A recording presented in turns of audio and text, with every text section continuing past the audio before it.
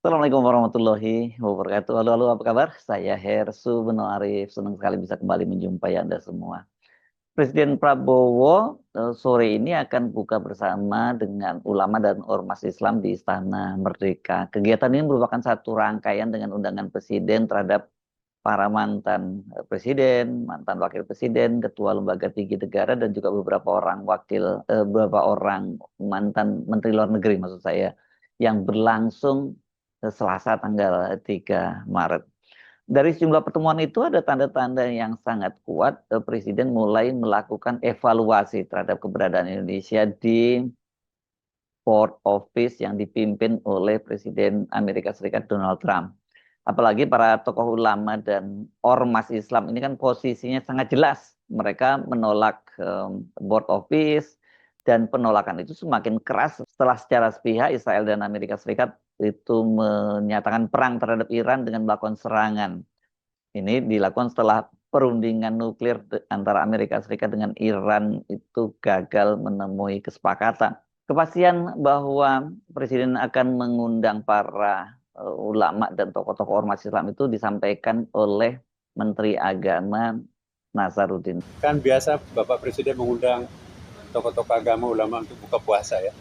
Besok itu juga kita bicarakan teknisnya, ya alhamdulillah. Nah, seperti biasa. Ya.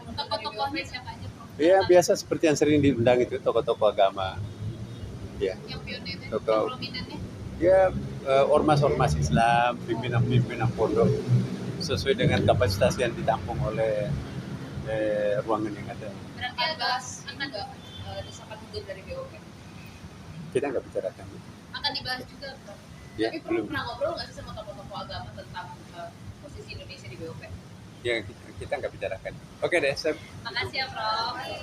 Setidaknya perubahan itu ya bisa kita tangkap dari pernyataan mantan Menteri Luar Negeri ini atau Menteri Luar Negeri eranya Presiden Susilo Bambang Yudhoyono, yakni Nur Hasan Wirayuda, bahwa Presiden Prabowo itu tengah mengevaluasi keberadaan Indonesia di BOP pasca serangan Israel dan Amerika Serikat karena keduanya itu adalah anggota BOP. Menurut Hasan Wirayuda, ini keberadaan di BOP itu melemah bersamaan dengan serangan tersebut. Sehari sebelumnya, hari Senin tanggal 2 Maret, ketika bertemu dengan sejumlah ketua umum partai politik koalisi pendukung pemerintah, itu sungguhnya posisi Prabowo itu masih firm, ya, masih ada dalam BOP. Itu seperti dikatakan oleh Ketua Partai Nasdem Surya Paloh. Sampai hari ini barangkali masih dalam posisi seperti itu, kata Surya Paloh usai pertemuan. Kecuali ada perkembangan bersama beberapa negara lain nanti. Mengevaluasi kembali keberadaan Indonesia di Board of Peace bersama beberapa negara lainnya, kata Surya Paloh. Pernyataan yang sama itu juga disampaikan oleh Presiden PKS Al-Muzammil Yusuf. Beliau menjelaskan pilihan yang memang terberat dari yang ada, yang paling mungkin dari yang ada. Bukan pilihan-pilihan ideal. Beliau menjelaskan itu, mungkin juga sudah beliau jelaskan pada waktu di MUI dan Ormas Islam. Lalu beliau juga menjelaskan tentang perkembangan tentang Iran, Israel hari ini. Intinya pada pertahanan kita, pada kesiapan kita menghadapi krisis itu. Beliau menjelaskan tentang kesiagaan pangan kita, kesiagaan energi kita, dan dialog elit kita. Beliau mengundang para tokoh-tokoh ini untuk menyatukan elit, dan beliau sendiri insya Allah akan menyampaikan kepada publik mungkin ya sikap-sikap resmi beliau gitu. Saya kira saya tidak ingin memperpanjang karena itu saya kira Pak Prabowo akan bisa sangat sempurna menjelaskannya. Tapi poin pembicaraan kita seputar itu. Beda dengan Surya Paloh yang dia menjawab yang posisinya seperti itu, meskipun dia menyatakan dengan tambahan barangkali ya. Tapi kalau Al-Muzammil tadi sebenarnya dia membenarkan, tapi dia tidak mau menyebutkan secara langsung. Kendati dia tidak menyebut secara langsung bagaimana posisi Indonesia di BOP, Al-Muzammil itu kan tadi menyatakan bahwa posisinya sama ketika sejumlah ulama dan ormas Islam bertemu dengan Presiden di Istana. Bulan lalu ya, tanggal 3 Februari itu memang Presiden juga mengundang sejumlah ulama dan tokoh-tokoh ormas Islam ketika waktu itu kan muncul protes keras dari kalangan ulama dan ormas Islam terhadap keikutsertaan Indonesia sebagai anggota Board of Peace. Selain itu mereka juga mempersoalkan ya, karena Indonesia harus membayar iuran sampai 17 triliun. Selesai pertemuan, sebagaimana dikatakan oleh Ketua Umum PBNU Yahya Stakuf, bahwa pada tataran nilai, saya kira semua sepakat bahwa menolak penjajahan, memperjuangkan kemerdekaan untuk semua bangsa adalah amanat proklamasi. Pada tataran prinsip, semuanya sepakat bahwa Indonesia harus membantu, membela, memperjuangkan Palestina sampai merdeka. Jadi kalimatnya ini memang agak berbeda dengan sebelumnya ya, karena banyak sekali tokoh-tokoh Islam tokoh-tokoh umat Islam yang menolak keras ini soal BOP ini. Namun situasinya sekarang ini sudah mulai berubah ya, terutama pasca serangan Israel dan Amerika Serikat ke Iran yang membuat wafatnya pemimpin tertinggi Iran, Ayatollah Ali Khamenei, dan juga Panglima Pasukan Garda Revolusi. Desakannya itu bukan hanya datang dari kalangan ormas Islam loh ini, wah banyak sekali ini ya dari berbagai elemen itu. Bahkan kalau dari ormas keagamaan kan Persekutuan Gereja Indonesia juga sudah menyampaikan hal yang sama.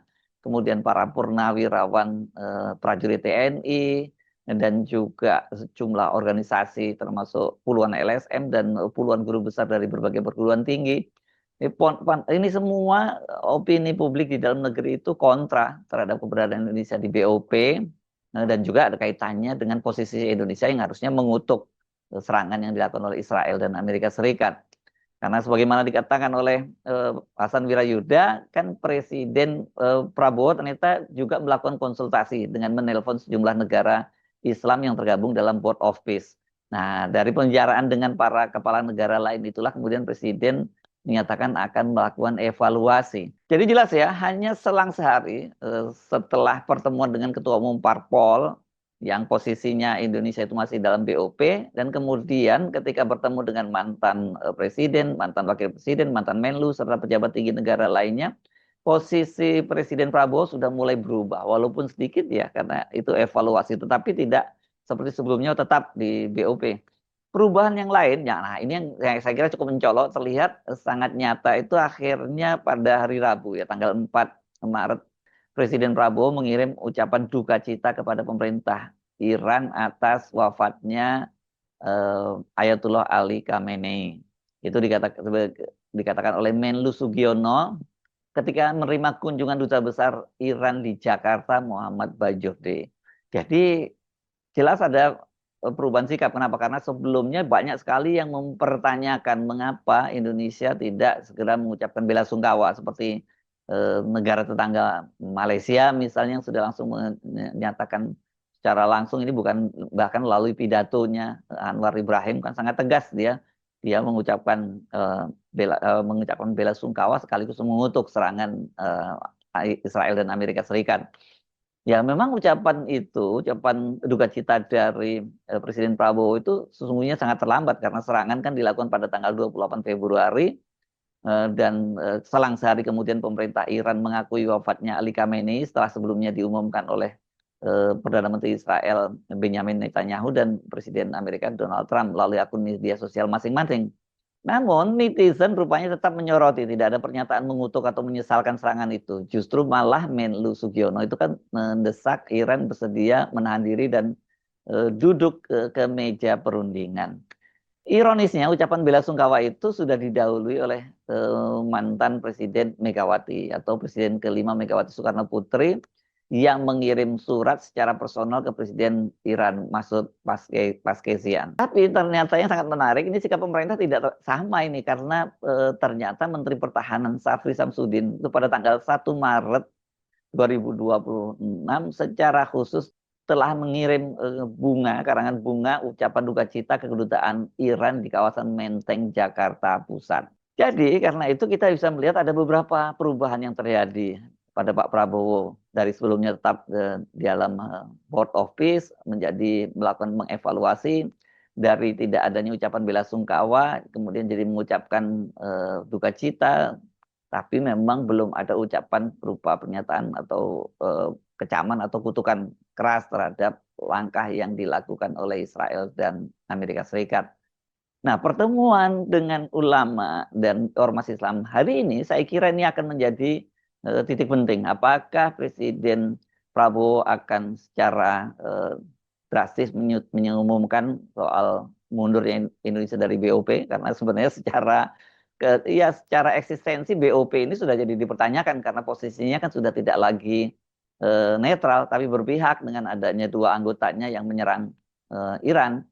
Posisi Ormas Islam pun sekarang berbeda loh ya dengan 1 bulan yang lalu. Saat itu mereka hanya mempersoalkan keikutsertaan di BOP dan pembayaran iuran 17 triliun. Setelah dijelaskan oleh Presiden Prabowo bahwa BOP itu tidak mengikat, bisa anytime kalau memang ada yang tidak bisa diperjuangkan di situ Indonesia bisa keluar, dan pembayaran iuran itu juga tidak harus segera dibayarkan dan sebagainya. Waktu itu para tokoh ormas Islam bisa menerimanya. Tapi sekarang kelihatannya sudah nggak bisa lagi ya. Semuanya sudah mengutuk serangan Israel ke Iran. Anda mulai sebut mulai dari MUI, Muhammadiyah, NU, terus banyak lagi lah ormas Islam lainnya. Semua posisinya sama. Jadi saya kira mereka kali ini kalau mereka bertemu dengan presiden, ya akan tersampaikanlah sikap resmi dari para tokoh ormas Islam itu. Dan kalau kemudian diyakinkan diyakinkan misalnya bahwa masih kita evaluasi, mungkin nggak cukup itu buat para tokoh ormas Islam ini. Posisi Presiden Prabowo itu jelas memang dilematis sekali ya. Dia tidak bisa mengabaikan hubungan dekatnya dengan Presiden Amerika Serikat Trump. Dan tentu saja bukan hanya soal dekat, tapi juga ada ancaman tarif dan sebagainya. Tapi tekanan di dalam negeri itu sangat kuat dan berat. Situasinya semakin memburuk karena dampak serangan Israel dan Amerika Serikat ini, kemudian Iran itu menutup Selat Hormuz. Dan inilah yang kemudian memicu harga BBM mengalami kenaikan sangat tinggi, sudah melampaui patokan di APBN sebesar $70 per barel Amerika Serikat. Hari ini harga per barel sudah berkisar antara 85 sampai $90 per barel. Dan bila perang berlanjut, ini seperti juga dikatakan oleh mantan Presiden SBY, ini dolar bisa tembus di atas $100 per barelnya, dan ini dipastikan akan membuat APBN kita defisit sampai ratusan triliun. Tetapi perlu dicatat bahwa kenaikan harga BBM di pasaran internasional dan itu kemudian berimbas ke dalam negeri itu tidak hanya berdampak pada APBN, ini juga berdampak kepada anggaran belanja rumah tangga ya, ABRT ya gitu. Karena ini kan ini harga BBM ini berimbas kemana-mana dan dipastikan akan berdampak juga kepada perekonomian nasional. Ya, mak-mak mesti bersiap-siap ini kalau harga-harga kebutuhan pokok mereka dan harga keperluan dapur lainnya itu naik sangat tinggi. Sejumlah pengusaha sudah mengeluhkan dan menyatakan kondisinya sekarang itu sudah darurat atau force majeure gitu ya.